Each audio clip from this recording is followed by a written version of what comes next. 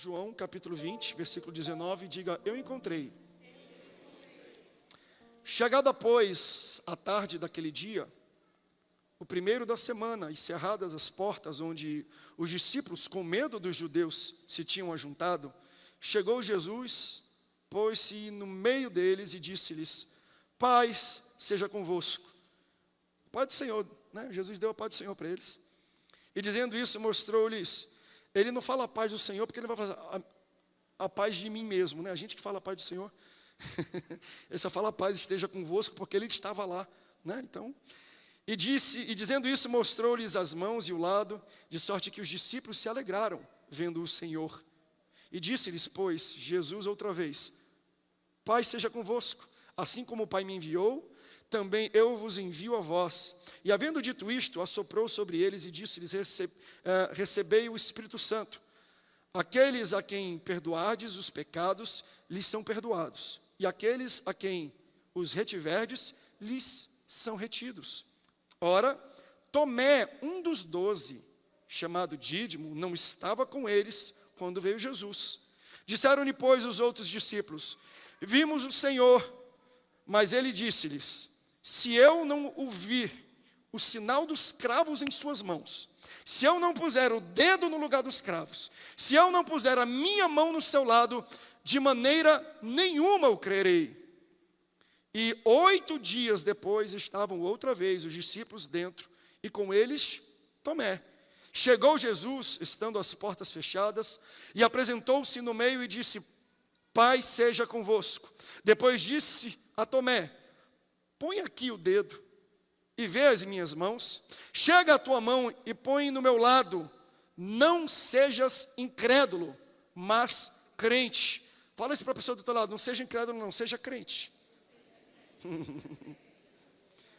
Tomé respondeu e disse-lhe: Senhor meu e Deus meu. Aí Jesus disse: porque me viste, Tomé, crestes. Bem-aventurados os que não viram e creram. Tem alguém que não viu, mas creu aqui? Jesus está falando que você é bem-aventurado. Bem-aventurado. Agora abre comigo, só para eu pegar um outro texto. Mateus 21 e 22. Mateus capítulo 21, versículo 21 e 22 diz assim, ó: Jesus, porém, lhes respondeu: em verdade vos digo que se tiverdes fé e não duvidardes, não somente fareis o que foi feito à figueira, mas até mesmo se este monte disserdes: ergue-te, lance-te no mar, tal sucederá. Tudo quanto pedirdes em oração, crendo, recebereis.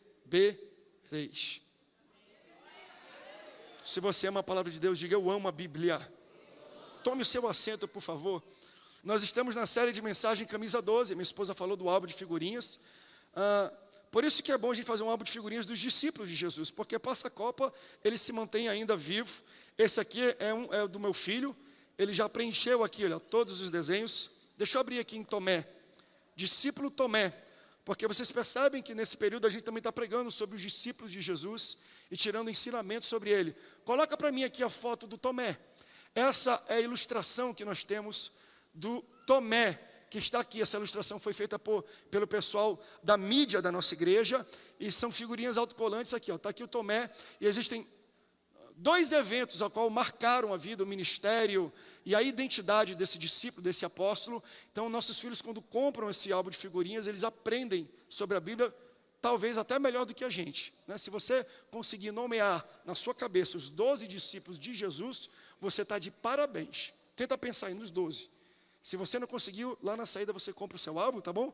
Que nós vamos ministrar e entender um pouco sobre Tomé. Quando a gente vai falar sobre Tomé, é impossível a gente falar sem falar de fé. Porque se você for ver no álbum de figurinhas, os 2 momentos que cita Tomé são momentos de questionamento e de incredulidade. Ele falou: Senhor, nós não sabemos para onde tu vais, nós não sabemos o futuro, como é que vai ser aquilo? Então você vê que ele é sempre pessimista, ele sempre um pé atrás, ele nunca sabe o futuro, ele nunca tem esperança no amanhã.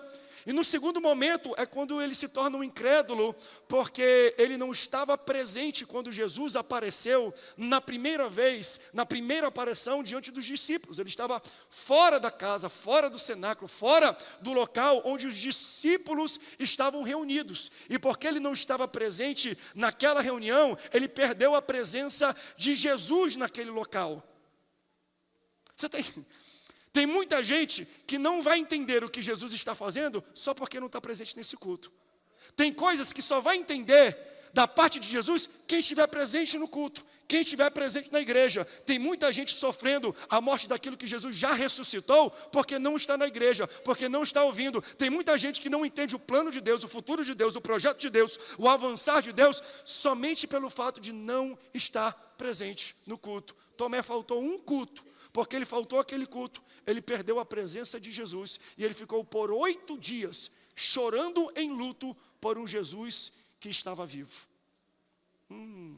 Tem muita mãe, tem muito pai, tem muita gente, tem muito pastor, tem muitas pessoas chorando por algo que Jesus já ressuscitou. Sabe por que você está chorando? É porque você não está presente no local onde Jesus se apresenta aos seus e se revela aos seus e fala: eu estou vivo, a minha promessa está viva, o meu projeto na tua vida está vivo. Só que a gente precisa estar no local onde Jesus aparece. A gente tem que estar junto com os santos, a gente tem que se reunir com os discípulos. Daí o texto que nós lemos em Mateus vai falar assim: olha, tudo quanto vocês pedirem, crendo, vocês receberão. Diga para a pessoa do teu lado: tudo quanto. Eu fiz uma pregação dessa aqui no Centro de Conversões, que eu mandei o pessoal repetir tudo quanto 70 vezes. Até hoje tem gente falando: pastor, tudo quanto. Eu botei no wallpaper do meu computador, tudo quanto. Eu fiz uma camisa, mandei colocar, pastor, não é nem no silk não. Eu mandei colocar na costura mesmo, tudo quanto. Eu mandei as pessoas repetirem tudo quanto várias vezes. Sabe por quê? Porque a palavra tudo quanto, ela não tem um limitador. Não é no domingo. Não é se você pedir coisa grande ou pequena, não é se você não pedir coisas muito caras, não é se você pedir coisas que não são impossíveis. A palavra de Deus fala assim, ó: tudo quanto pedirdes, crendo, recebereis. Tudo quanto. São coisas pequenas e coisas grandes.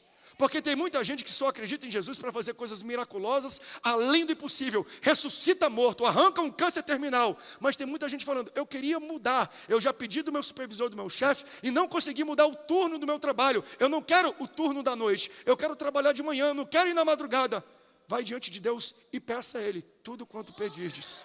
Em oração, seja as coisas que para você são insignificantes, a palavra de Deus diz: tudo quanto. Ah, pastor, mas eu não tenho dinheiro para pagar a faculdade da minha filha, ela passou num curso, é caro. Peça a Deus, tudo quanto pedirdes em oração, recebereis. Ah, pastor, mas eu não tenho dinheiro, eu só ando com um carro velho, pastor, eu queria ter um carro novo nesse ano novo. Tudo quanto pedirdes, crendo, recebereis. Ah, pastor, mas eu estou solteira. Eu vou chegar em você, tá? Eu estou solteira, eu quero um homem de Deus, pastor. Eu não quero mais perder tempo com pessoas que não têm compromisso. Tudo quanto pedirdes, crendo, recebereis. A Nayane foi alvo de oração. Falei: Senhor, eu vou descrever aqui. Eu vou dar para... Senhor, do fio de cabelo. Só a Glorinha falou: meu Deus, eu recebo essa unção, pastor. Até a produtora falou: Senhor, eu preciso de uma mulher assim. Tudo quanto pedirdes em oração, recebereis. Eu posso repetir com você o que eu repeti com a igreja local?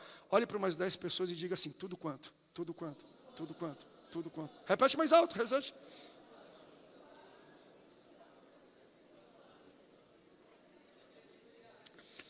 Você percebe? No texto que nós lemos, o escritor dá instruções específicas, que ele fala assim: olha, dá para mover montanha. É esse Jesus que está falando, que ele fala para uma figueira e a figueira seca. E tudo quanto ele diz, tudo quanto ele fala, tudo quanto ele pede, crendo, ele recebe. Só que a chave para a gente receber de Deus não é pedir. A chave para a gente receber de Deus é não duvidar. Tudo quanto pedirdes, sem duvidar, recebereis. Crendo, recebereis. Por que que ele não especifica o que eu tenho que pedir? Ele especifica como eu devo pedir, crendo, sem duvidar. Mas como é que alguém, pastor, pode chegar ao ponto de pedir e duvidar ao mesmo tempo? Como é que alguém pode chegar diante de Deus com fé para pedir, mas não ter fé para acreditar e receber? Porque a fé está no campo do coração e a dúvida está no campo do raciocínio. Porque fé não é criada no raciocínio e na cabeça. Porque o raciocínio e a cabeça diz assim, olha, para você acreditar em algo, você tem que experimentar, você tem que tocar, você tem que testar, você tem que ver. E a fé já é o contrário, a fé fala assim, ó, a fé é o firme fundamento das coisas que se esperam e a certeza daquilo que não se vê. Então eu não consigo criar fé no meu intelecto, porque o meu intelecto fala, eu preciso ver e tocar. Por isso que Deus fala assim, olha, na parábola do semeador, a semente lançada no solo, quem lança a semente é o pastor, a semente é a palavra, é o evangelho, e o solo é o coração daquele que ouve a palavra. Então a sua fé é criada no ambiente do seu coração. Mas a sua dúvida racional, ela é criada na sua mente e na sua cabeça. Então você percebe que às vezes é possível a gente ter fé e duvidar ao mesmo tempo? Sabe aquele... Tem um testemunho de um pastor, eu vi uma vez, eu ri muito, que ele estava dirigindo na estrada para fazer missão e já estava ligado há muito tempo o sinalzinho lá do tanque. Estava acabando, estava vermelho, já estava 15, 20 minutos, e vermelho, e não tinha posto de gasolina perto, e já estava escurecendo, e ele não tinha dinheiro, ele não tinha solução. Ele falou, Senhor, eu não tenho nada, eu vou pregar o teu evangelho, e eu só posso agora, nesse momento, crer, porque se eu crer, eu vou dirigir, eu vou orar, eu vou abrir meu olho rapidamente, e eu vou ver o indicador do tanque subir, porque eu preciso pregar o teu evangelho. Ele está dirigindo, ele fecha o olho, em 3 segundos ele faz essa oração, Senhor, faz aparecer a gasolina no tanque. Quando ele olha, faz assim, ó. Aí ele fala, não acredito. Você já se colocou nessa posição? De ter fé, mas às vezes você vai orar, será mesmo? Será mesmo que vai acontecer? Porque é possível, não se culpe por isso. Então o que Deus está falando aqui sabe qual é o nível que você precisa atingir para você crer, pedir e receber? Tudo quanto pedirdes, crendo, tirando a dúvida, tirando a incerteza, recebereis. Então nós temos que aprender a tirar as dúvidas do nosso intelecto. Nós temos que aprender como é que a gente apaga as setas do inimigo que nos fazem duvidar das promessas e das palavras que Deus tem para a minha vida. Porque o que está sendo dito aqui se você pedir e você crer, eu vou assinar embaixo, e o valor que você colocar nesse cheque eu vou te dar. Tudo quanto pedirdes, crendo, recebereis.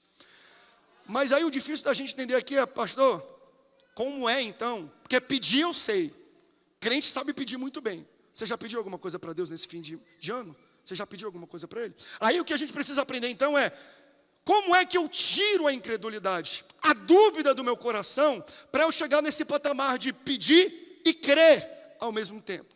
E aqui eu quero rapidamente, vai ser uma mensagem muito rápida, muito direta, mas eu acho que muito edificante para a sua vida.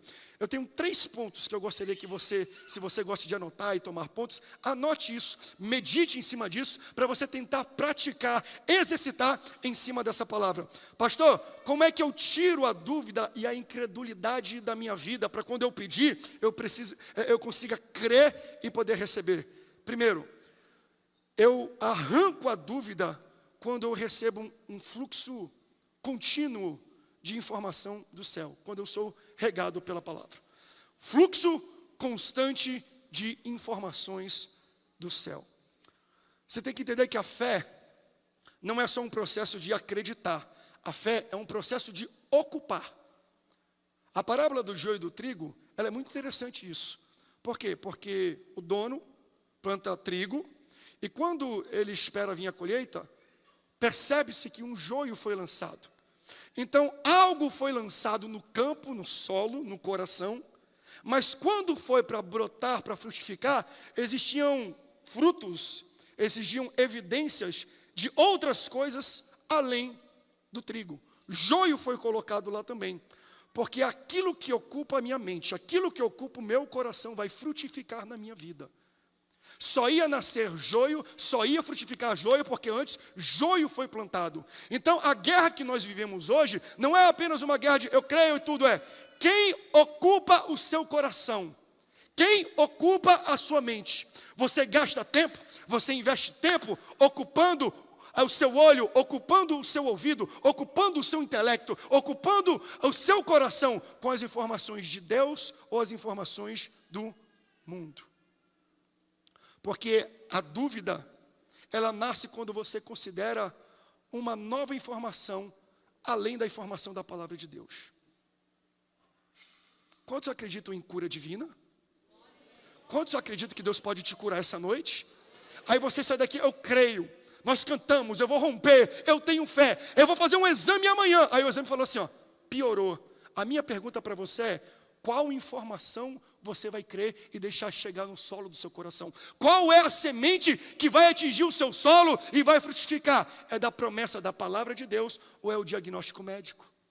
Eu não estou falando para você ser irresponsável com a medicina ou com a sua saúde. Mas o que eu estou falando é que o papel do diabo e o papel do mundo é lançar informações contrárias daquelas que Deus está falando ao teu respeito. E a que ocupar mais espaço é que você vai acreditar. E aquela que você dá lugar e acredita, cai no seu coração, cresce, germina e dá fruto.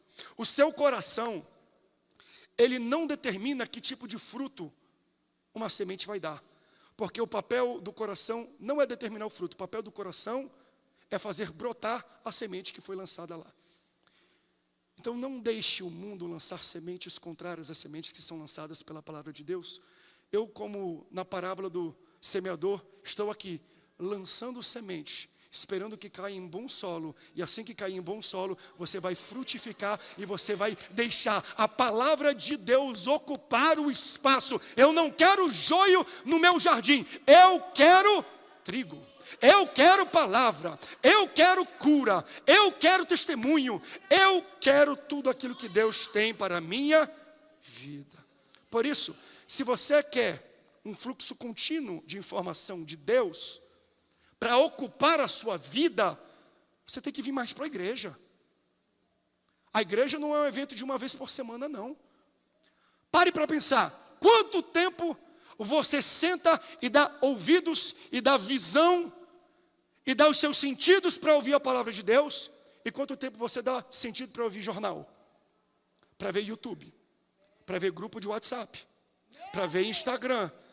Quanto tempo você recebe de influência de informações de internet e quanto tempo você recebe de influência de informações da palavra? Quanto tempo se ocupa com o Facebook e quanto tempo você fica com o Face no book, na palavra de Deus, para você receber de Deus aquilo que Ele tem? Fé não é só acreditar, fé é ocupar. Como é que você ocupa o tempo da sua visão e do seu ouvido? Porque se você não recebe fluxo contínuo da palavra de Deus na sua vida, outra coisa vai ser lançada, outra coisa vai ser colocada e vai ocupar o espaço na sua vida que era para ter sido da palavra de Deus. A fé vem pelo... A gente acha que é uma vez. Não, porque eu ouvi o culto. A fé vem, ela não, entenda, é um tempo verbal, vou dar aqui uma de pastor Messias, né? O acraseado do tempo do pretérito perfeito do futuro. A fé vem pelo ouvir, não é a fé veio pelo ouvir, não é um evento, é uma continuidade. Quanto mais eu ouço a palavra, mais ela me preenche. Quanto mais eu louvo, mais ela me preenche. Quanto mais eu vou para a igreja, mais eu sou preenchido. Então eu preciso ficar ouvindo a palavra. Eu preciso permanecer ouvindo a palavra. Porque se você ficar permanecendo ouvindo a palavra, ela preenche a sua vida. Agora, se você ficar muito tempo vendo o Pantanal, já acabou o Pantanal, né? Mas eu sei que você baixou o Globoplay para ver de novo, olha só. Quanto mais você vê aquilo, mais aquilo vai preencher a sua vida. Eu falei isso aqui de manhã, o pastor Roberto de Lucena, não foi que ministrou aqui essa manhã, falando sobre as influências. A nossa influência é o nosso teto. E aí Deus trabalhou no meu coração, de fato é assim. Porque quem eu escuto define como eu me identifico e como eu me vejo. Então, se eu ouço a palavra de Deus, eu sou cheio daquilo e aquilo me define. Se eu ouço a televisão, se eu ouço a mídia, se eu ouço o mundo vai definir a minha identidade, a minha orientação.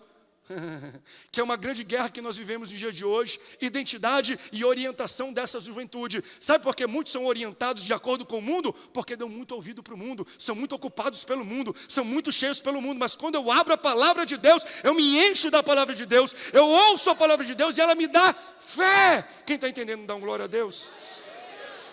Aí eu citei assim, Adão peca, erra, mas Jesus costumeiramente todo dia descia no jardim do Éden para bater um papo, para se relacionar com Adão.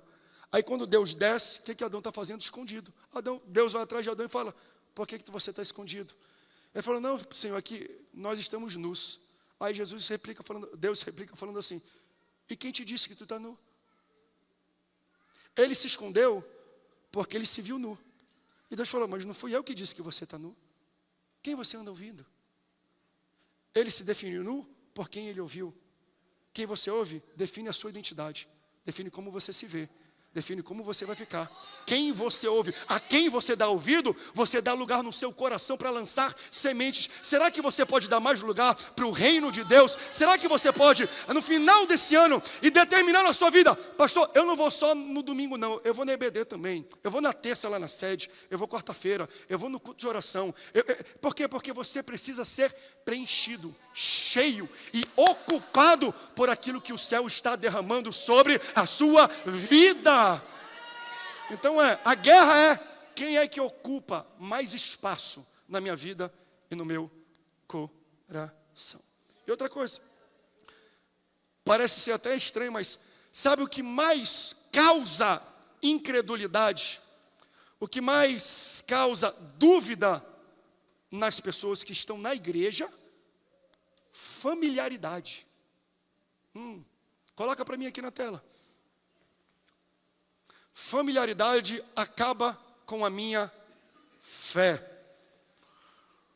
Eu sou um pastor que gosta muito de púlpito, eu prego muito. E toda vez que você vem aqui, não tem como você vir para um culto sem você ouvir da minha boca, Deus vai te curar, Deus vai te prosperar, Deus vai te abençoar. Eu profetizo, eu sou profeta e eu olho e eu creio que Deus vai fazer isso na sua vida. E se você orar crendo, você também recebe isso. Mas sabe por que muitos não recebem? Porque já estão familiarizados comigo. Você já está acostumado comigo. O pastor, todo culto fala isso.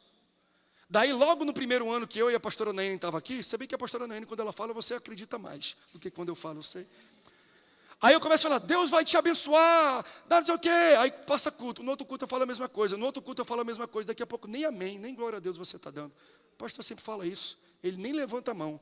No máximo faz levanta o dedinho, amém, glória a Deus. Nem sai mais da sua boca, já virou automático.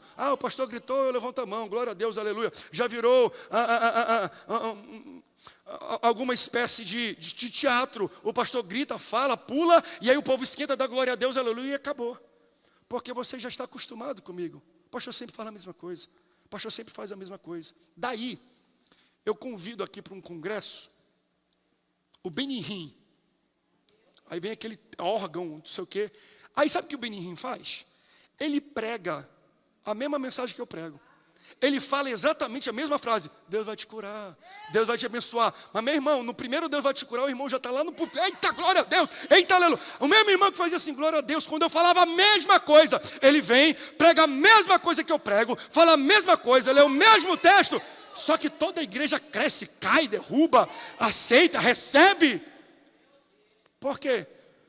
Porque comigo você está familiarizado, com ele não.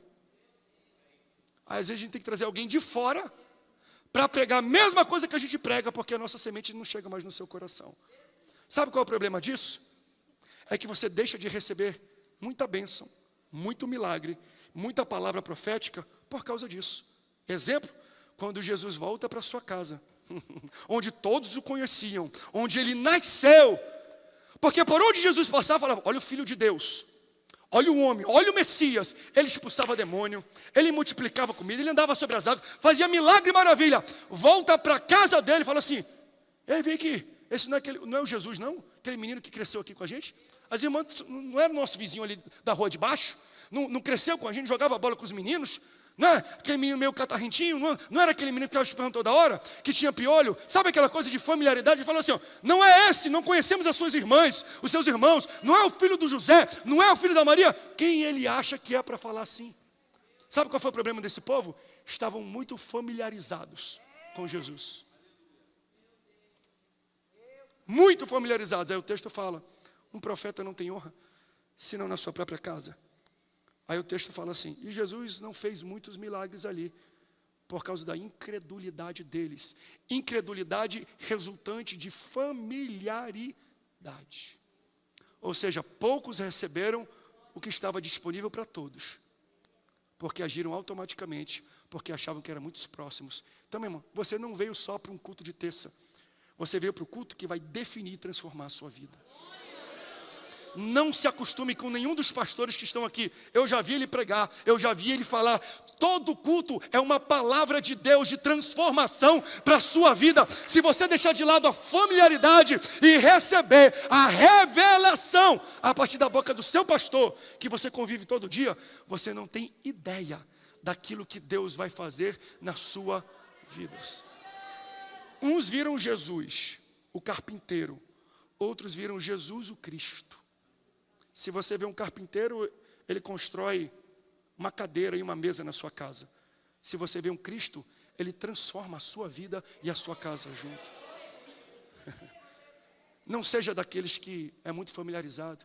A pastora Nayane, ela grita assim mesmo, é sempre assim, é sempre assim. É só dar glória a Deus, é só dar aleluia. Quando ela fala faveleixo, é só falar, é isso aí, acredita minha filha que está tudo certo. Não. Não seja familiarizado com aquilo que acontece nesse púlpito, porque todo dia Deus está falando, hoje eu vou lançar uma semente de cura, de libertação, de crescimento, de romper, de portas abertas para a sua vida. Se alguém está entendendo, dá um glória a Deus, por favor.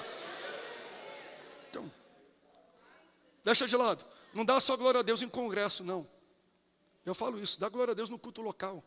Surpreende o teu pastor amanhã no culto de quarta. Se vocês estão aqui no Nossa Leste, surpreenda mesmo. Quando ele começar a pregar, dá glória a Deus, aleluia, como se fosse o Benihim. Se ele segurar a tua mão, não cai no chão não, porque o pessoal cai um pouco, né? Pega aqui, não é necessariamente assim, mas entenda isso. Todos os dias Deus usa os pastores para responder a sua oração, só que você não crê que está na boca do teu pastor, porque todo dia você anda com ele. Ele já orou uma vez, não deu certo, não vai orar mais. Não é por causa do pastor, é por causa de você. O problema nunca é da semente, o problema é do solo. A semente é lançada, ela cai em solo bom, ela cai à beira do caminho, ela cai entre pedras, ela cai entre espinhos. Que tipo de solo você está apresentando essa noite para o Senhor? Porque Ele está lançando sementes na sua vida. O problema nunca é da semente, o problema é do solo. E a terceira e último ensinamento aqui, para a gente louvar. Como a gente está no último culto aqui, eu quero profetizar sobre a sua vida, eu quero orar sobre a sua vida. Quero que os pastores daqui a pouco venham aqui para frente e orem sobre você que precisa de um romper, de um avanço, de algo diferente para o próximo ano, ou ainda neste ano. Mas essa última é extraordinária, porque, pastor, o senhor está falando de Tomé, está falando a pregação inteira, o senhor não citou ainda o nome de Tomé. Vou citar agora, que para mim é uma das coisas mais interessantes que eu vejo na Bíblia, que traz uma curiosidade interessante para o nosso olhar sobre fé. Último ensinamento para você hoje. Não coloque teto na sua fé. Não limite a sua fé. Assim como eu posso limitar um milagre que Deus faz na minha vida. Você sabe que existem milagres que Deus faz pela soberania dEle. Ele dimensiona, Ele faz e acabou. Mas existem muitos milagres, e a Bíblia me comprova isso, a palavra me mostra isso, que Deus fala, eu vou fazer na sua vida, mas eu vou fazer do tamanho da sua fé. Eu vou fazer do tamanho do seu esforço. Eu vou fazer do tamanho do seu preparo. Então, às vezes, existem milagres que nós dimensionamos o tamanho dele.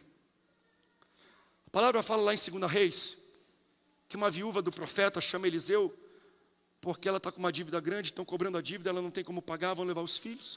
Aí ele fala assim, olha, pega vaso, porque vai ser deitado azeite, vai multiplicar o azeite aqui. Aí ela fala para os filhos, pega aí vaso. Eles vão trazendo vaso e vai enchendo a vasilha. Vai enchendo o vaso, vai enchendo a vasilha. Até o momento que ele fala assim, não tem mais vasilha. Depois que acabou a vasilha e o vaso, o óleo, o azeite parou. O azeite não parou antes. O azeite parou porque os vasos deixaram de ser apresentados. Se ela apresentasse 10, 10 seriam cheios. 30, 30 seriam cheios. Todo mundo entende essa aplicação. 1000, os 1000 seriam cheios. Ou seja, quem definiu o tamanho do milagre não foi Deus, foi a mulher. Foi a capacidade que ela tinha de conseguir vasos e apresentar. Porque existem milagres na nossa vida que nós dimensionamos o tamanho do milagre. Assim como a gente dimensiona o tamanho do agir de Deus na nossa vida, a gente limita a ação de Deus ao colocar um teto, uma barreira e um limite na nossa fé. Jesus havia morrido, Jesus ressuscitou. Fez a primeira aparição dos seus discípulos, só que Tomé saiu para comprar pão, não sei o que ele foi fazer, e ele não estava no culto. Aí Jesus apareceu no culto, foi um Pentecostes. Todos viram Jesus, todos reconheceram Jesus. Quando Tomé volta, está todo mundo feliz, está todo mundo alegre, está todo mundo saltitante. Porque quando ele sai, estava todo mundo em luto, todo mundo triste. Quando ele volta, todo mundo alegre, falando, ei, Jesus apareceu.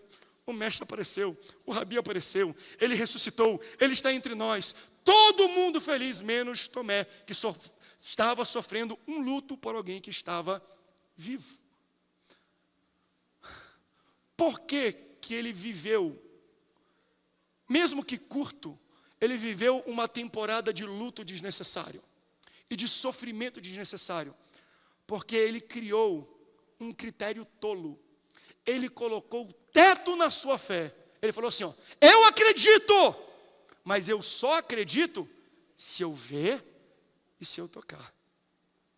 Então, enquanto ele não viu, enquanto ele não tocou, ele se entristeceu, ele chorou, ele murmurou, ele ficou em luto. Até o dia que Jesus falou, por mais que você crie um critério tolo ao meu respeito, eu vou me rebaixar a sua fé pequena, e vão me revelar e demonstrar a você, para tirar você dessa fé pequena. Jesus apareceu para ele e falou assim, vem aqui Tomé, toca aqui nas minhas chagas, toca aqui nas minhas feridas, acredita agora?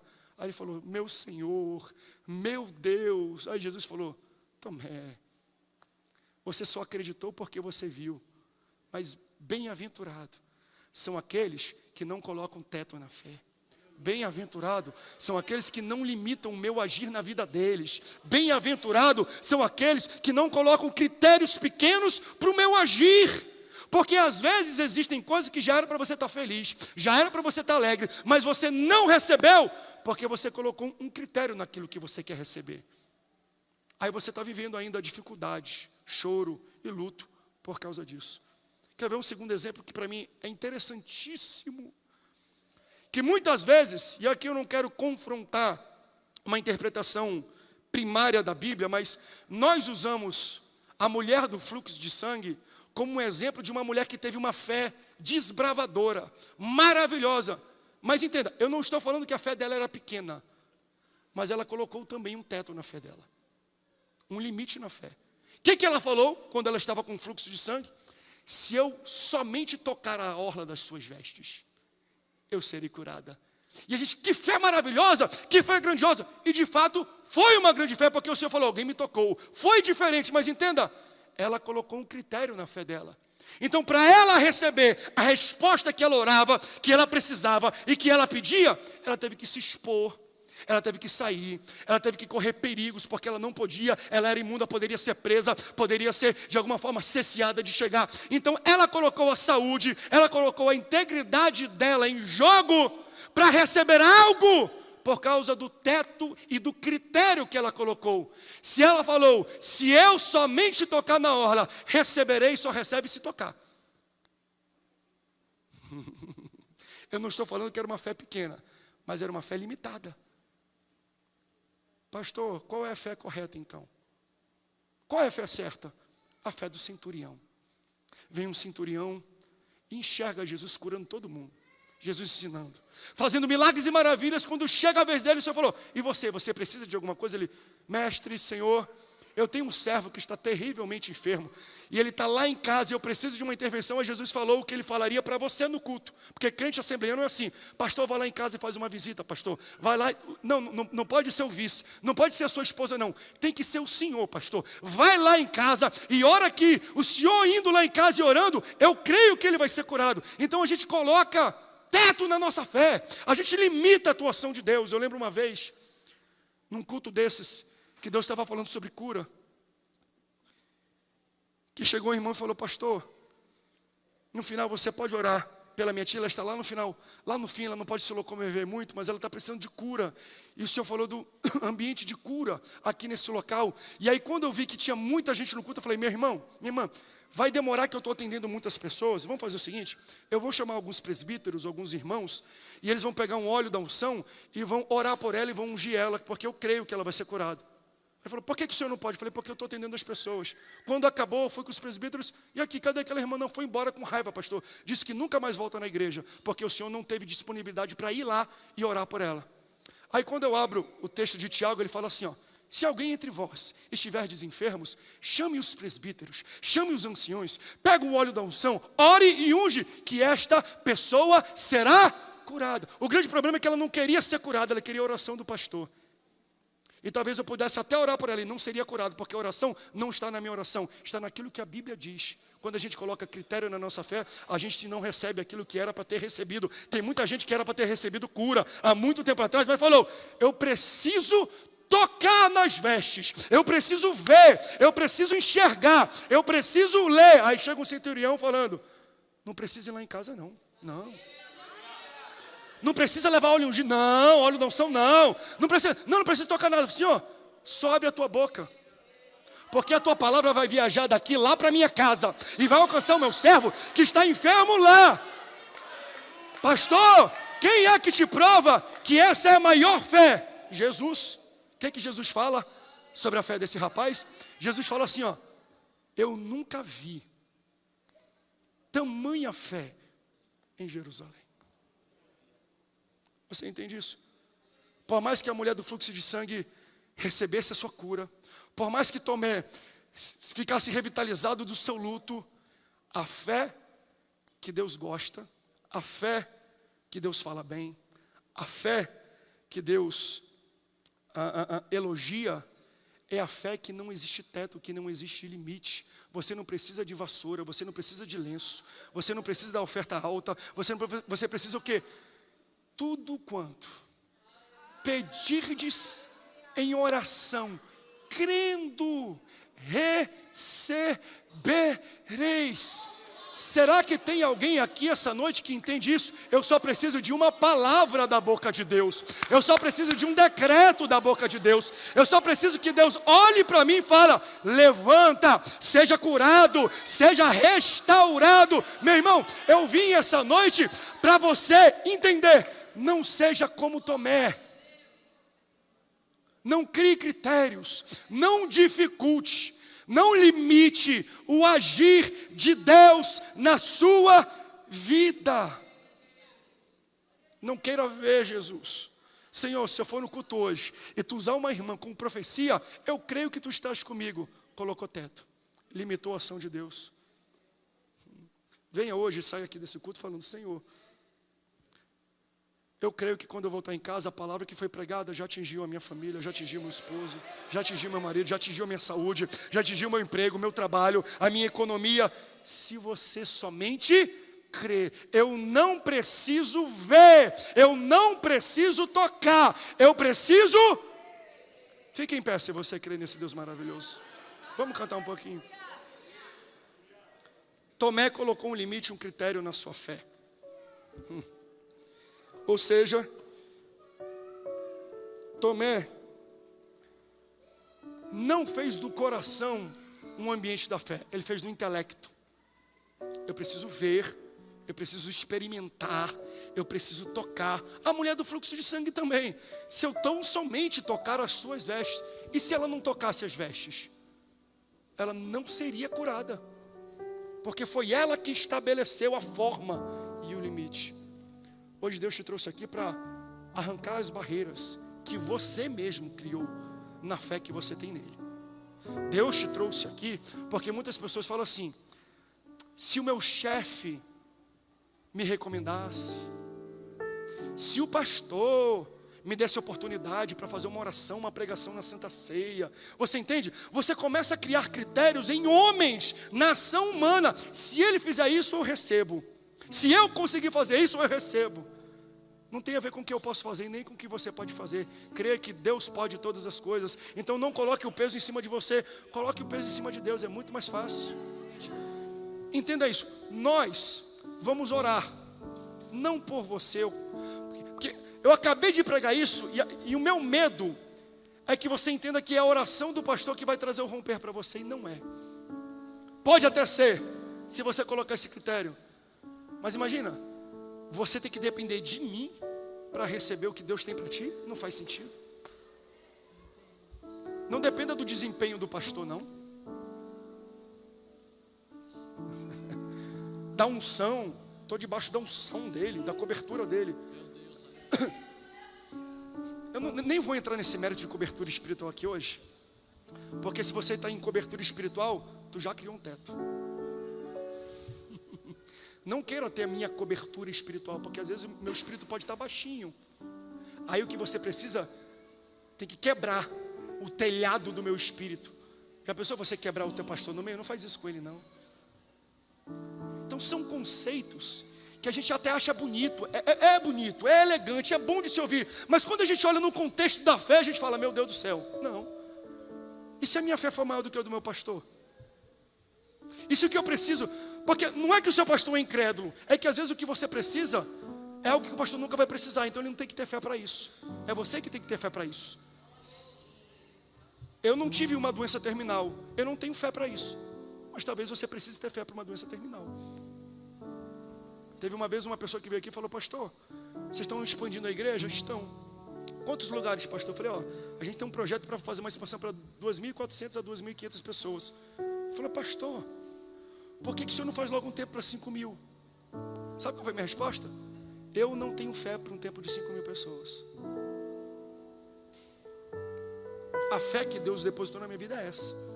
Mas talvez aqui nesse meio esteja o próximo pastor desta igreja, do Tatetuba, do Novo Horizonte, ou de qualquer outro local aqui que nós estejamos falando, que você vai chegar lá e é você que vai fazer uma igreja para 10, 15, 20, 30 mil pessoas. Eu não tenho, mas quem sabe Deus colocou uma fé em você maior do que Ele colocou em mim para isto. Não me faça a sua cobertura. Vá direto para Deus. Vá direto.